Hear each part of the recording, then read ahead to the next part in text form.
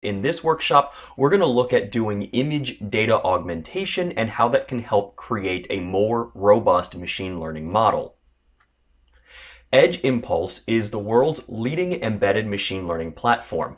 It helps you build a full end-to-end machine learning pipeline to accomplish a variety of ML tasks, from regression to vibration and sound classification to object detection and predictive maintenance. You can import data from any sensor and deploy your model to nearly any device. You maintain control of the data and the firmware the whole time.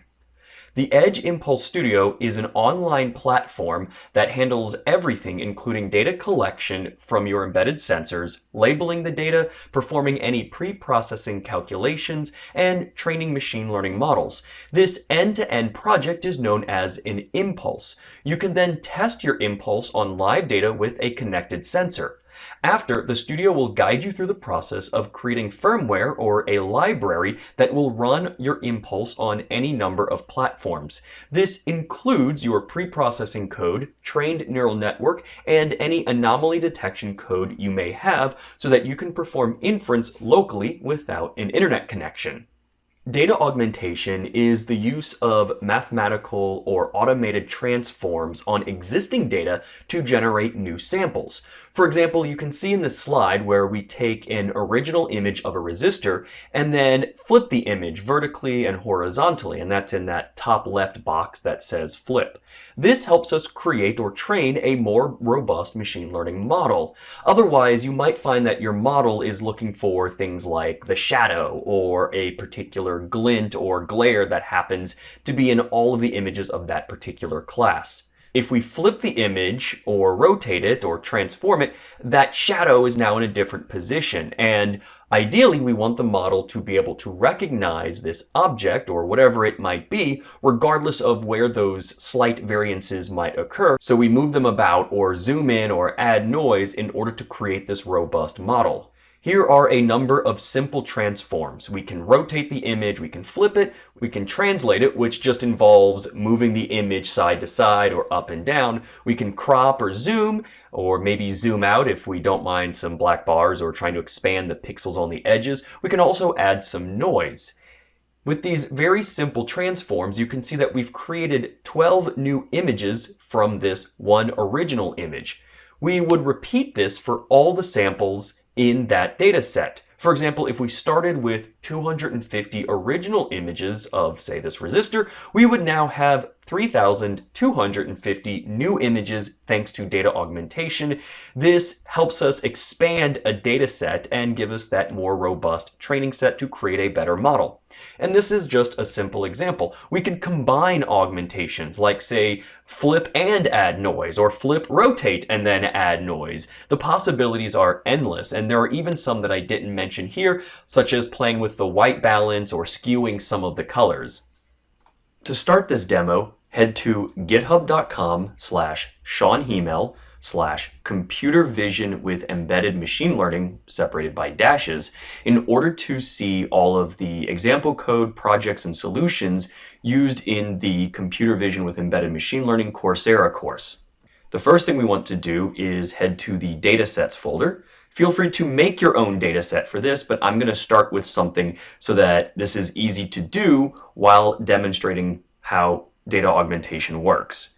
I'm going to download the electronic components-png.zip. I'm going to click download and let that download for just a moment.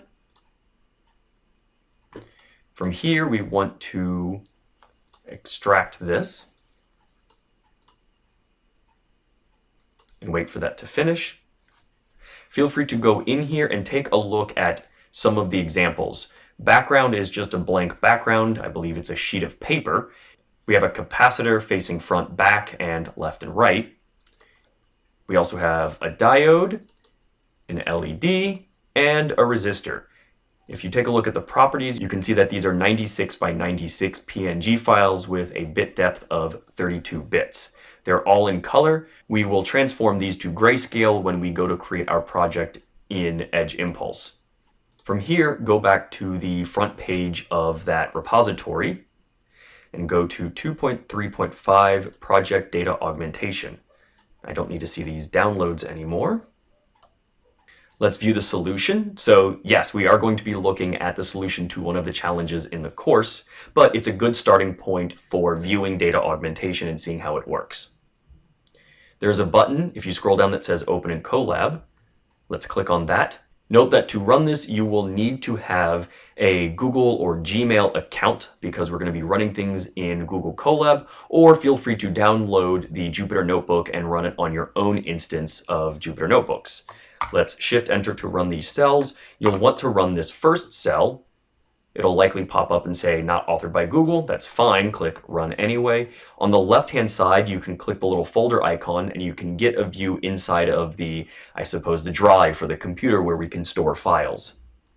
I'm going to upload that zip file because it's going to be easier than trying to upload all of the image files manually. And I'm going to put my mouse between these two cells and create a second code cell. And I'm going to call an unzip command. All I'm going to do is just tell the computer to unzip it. This exclamation point is a command that says don't run a Python command, but run a Linux command line command. And unzip is a tool in the Linux instance of this Colab. And if we refresh the files, you can see a new folder has been created with the images we just saw earlier. From here, you can right-click on that folder and say copy path. We want to change our dataset path, this is the input data, to be electronic components PNG. And it's looking for the individual classes inside of there to perform the transformations. Then we're going to run the cells. So Shift Enter, we don't need to change anything else. Shift Enter again. And here are the transform functions. The first flips left and right, up and down, and then up and down and left and right. So it creates 3 new images. That's just defining a function. This is encouraging the students of the course to create their own functions here. The next one, we're going to provide a number of rotations, and this is given by an array. If we scroll down to where these functions are actually called, you can see we rotate them 45, 90, and 135 degrees. We are not combining any of the transformations right now, but rather just doing them individually. The next is create random zooms. This is where it zooms in and then crops the image, so it gives the impression of we're closer or farther away from the subject or the electronic components.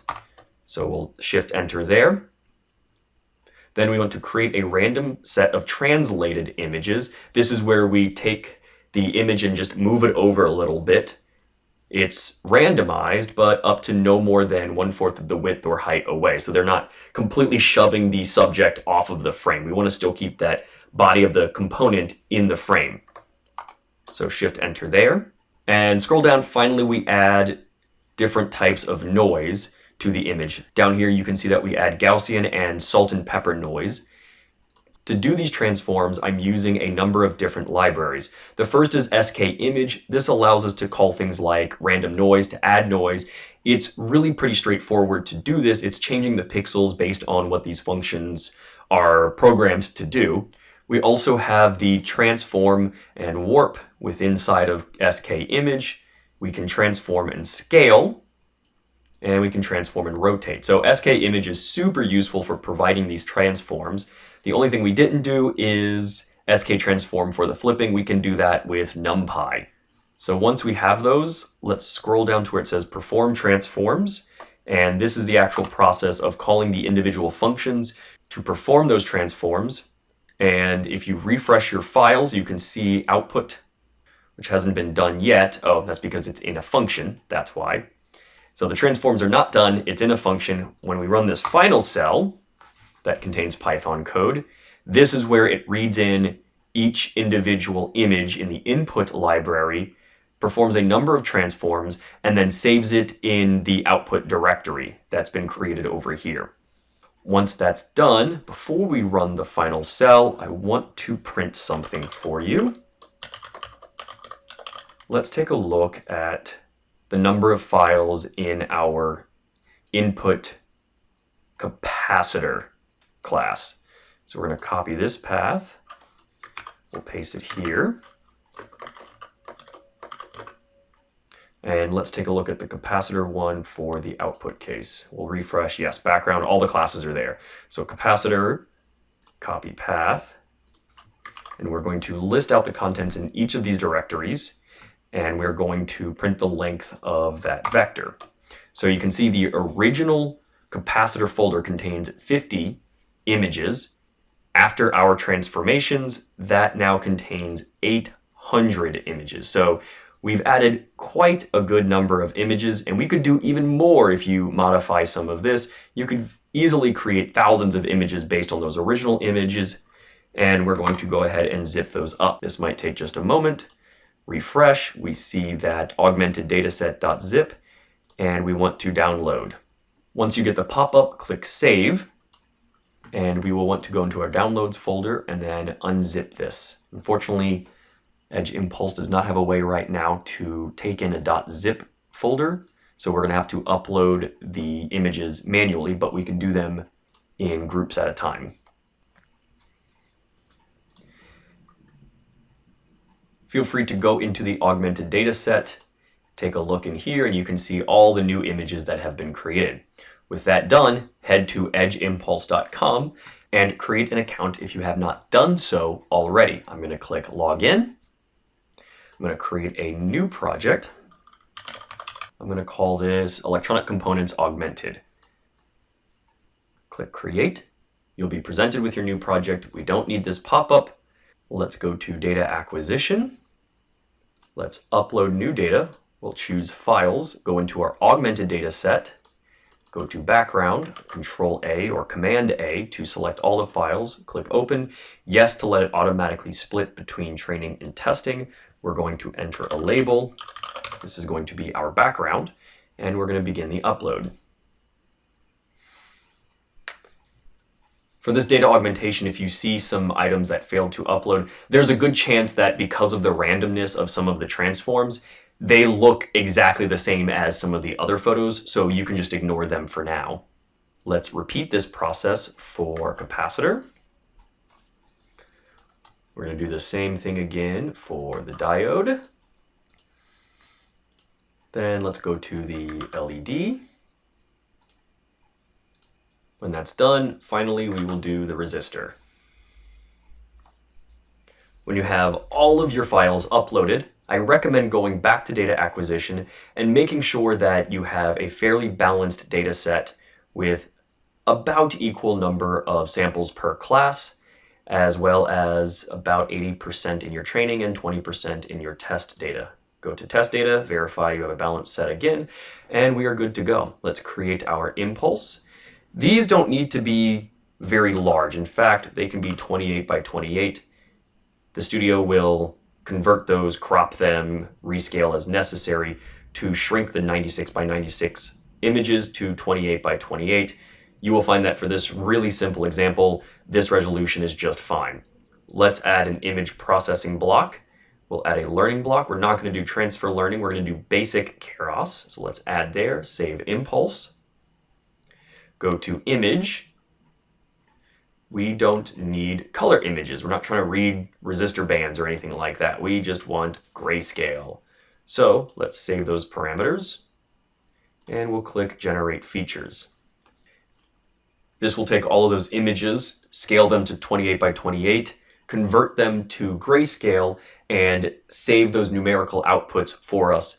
That way it's a little easier when we go to the neural network classifier to train everything. It will just save us some time in the future. When that's done, feel free to take a look at the Feature Explorer to see if you have groupings of classes. The more they are grouped together and separated from one another, or the more the groups are separated from one another, the easier your model will be able to train. With that, let's head to the neural network classifier. Let's try a few more cycles. 3216 filters for a two-dimensional convolutional layer. Looks good.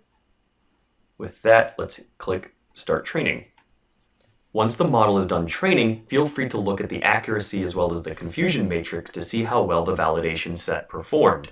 To really test it, let's go to Model Testing. We're going to click Classify All and wait another moment while the model classifies all these test samples.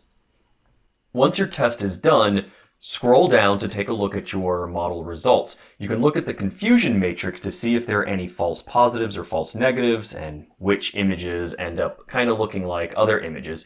Note here that we have about a 97% accuracy on our test set, which is pretty good considering that we started with a fairly low number of image samples per class. I have created a public version of this project at studio.edgeimpulse.com/public/36800/latest. If you would like to take a look at this project, play around with it. You can also clone it in order to make changes. Additionally, I also have a non-augmented version of this at studio.edgeimpulse.com/public/36514/latest. If we go to model testing in the non-augmented version, you can see that the accuracy is significantly worse with a number of false positives and false negatives among the classes. I hope this helps demonstrate how and why data augmentation can be used to create a more robust and usable model without needing to take additional images. That being said, note that getting original images is the best way to go, but from there, data augmentation can help you. If you're interested in learning more about classifying images and object detection, check out the Edge Impulse Computer Vision with Embedded Machine Learning course on Coursera. We cover convolutional neural networks, how to train them with images, and then how to deploy them on embedded systems.